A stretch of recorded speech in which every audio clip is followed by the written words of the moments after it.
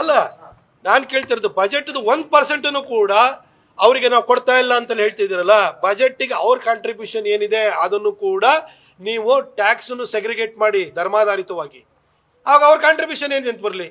ಅವರ ಚರ್ಚ್ಗಳಿಂದ ಮಸೀದಿಯಿಂದ ಎಷ್ಟು ಕಾಂಟ್ರಿಬ್ಯೂಷನ್ ಬರ್ತಾ ಇದೆ ಸರ್ಕಾರಕ್ಕೆ ಅದನ್ನು ಹೇಳಿ ನೋಡೋಣ. ಅಲ್ರಿ, ಯಾವ ಊರಿಗೆ ಹೋಗಿ ಭವ್ಯವಾದಂಥ ಚರ್ಚ್ಗಳು, ಊರಲ್ಲಿ 3 ಮತ್ತೊಂದು ಜನ ಇರಲ್ಲ, ಭವ್ಯವಾದ ಚರ್ಚ್ ಇರ್ತದೆ. ಅವರಿಗೆ ನೋಡಿ 250 ಕೋಟಿ ಕೊಟ್ಟಿದ್ದಾರೆ ಅವ್ರದ್ದು ಅಭಿವೃದ್ಧಿಗೆ. ಕಬ್ರಿಸ್ತಾನದ ಅಭಿವೃದ್ಧಿಗೆ 150 ಕೋಟಿ ಅಂತ ಹೇಳ್ತಾರೆ. ಎಲ್ಲೋಗ್ಲಿ ಮಸೀದಿ ಎಂತೆಂಥ ಏನು ಪ್ಯಾಲೇಸಿಯಲ್ ಬಂಗ್ಲೋಸ್ ತರ ಇರುವಂತ ಮಸೀದಿಗಳು ಬರ್ತಿದೆ. ಎಲ್ಲಿಂದ ದುಡ್ಡು ಬರ್ತಾರೆ? ನಾವು ಕಟ್ಟಿದ್ ಒಂದು ರಾಮ ಜನ್ಮಭೂಮಿ, ಒಂದು ದೇವಸ್ಥಾನ, ಇವರು ಬೀದಿನಲ್ಲಿ ಊರೂರಲ್ಲಿ ಮಸೀದಿ, ಇಂಥ ಭವ್ಯವಾದಂಥ ಮಸೀದಿ ಕಟ್ತಾರೆ. ಎಲ್ಲಿಂದ ದುಡ್ಡು ಬರುತ್ತೆ ಸರ್? ಆ ದುಡ್ಡನ್ನು ಕೊಡಿ, ಮುಸಲ್ಮಾನರ ಅಭಿವೃದ್ಧಿ ಬಳಸಕ್ಕೆ ಹೇಳಿ. ಮುಲ್ಲಾಗಳಿಗೆ, ಮೌಲ್ವಿಗಳಿಗೆ, ಇಮಾಮ್ಗಳಿಗೆ, ಬುಕಾರಿಗೆ ಹೇಳಿ ಆ ದುಡ್ಡನ್ನು ಈ ಮಸೀದಿ ಕಟ್ಟಕ್ಕೆ ಯಾಕೆ ಯೂಸ್ ಮಾಡ್ತಾ ಇದ್ರಿ? ನಿಮ್ಮ ಧರ್ಮದಲ್ಲಿ ಮಸೀದಿಗೆ ಯಾವ ಸ್ಯಾಂಕ್ಟಿಟಿ ಇಲ್ಲ. ನೀವು ಮೆಕ್ಕಾ ಕಡೆಗೆ ಮುಖ ಮಾಡಿ ಪ್ರಾರ್ಥನೆ ಮಾಡಿದ್ರೆ ಸಾಕು.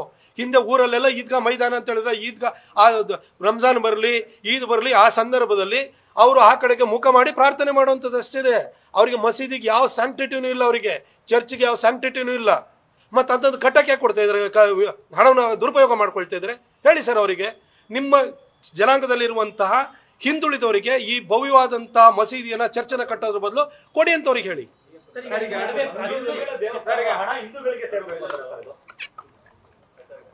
ಅಲ್ಲ, ದೇವಸ್ಥಾನಗಳು ಸ್ವತಂತ್ರವಾಗಿ ನಡೀತಿದೆ. ಸರ್ಕಾರಕ್ಕೆ ಇವತ್ತು ಆದಾಯವನ್ನು ತಂದು ಕೊಡ್ತಾ ಇದ್ದೀವಿ.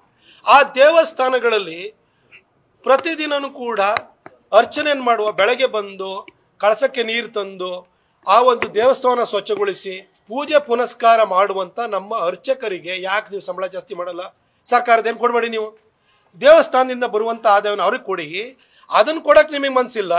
ಆದರೆ ಟ್ಯಾಕ್ಸ್ ಪೇಯರ್ಸ್ ಮನಿನಲ್ಲಿ ಅಲ್ಲವನ್ನ ಬಿಟ್ಟರೆ ದೇವರೇ ಇಲ್ಲ, ಬೇರೆ ಯಾರೂ ಇಲ್ಲ ಅಂತ ಹೇಳುವಂಥವ್ರಿಗೆ ನೀವು ಸಂಬಳ ಜಾಸ್ತಿ ಮಾಡ್ತಿರಲ್ಲ. ನಿಮ್ಮ ಉದ್ದೇಶ ಏನು ಅಂತ ಕೇಳ್ತಾ ಇದ್ದೀನಿ.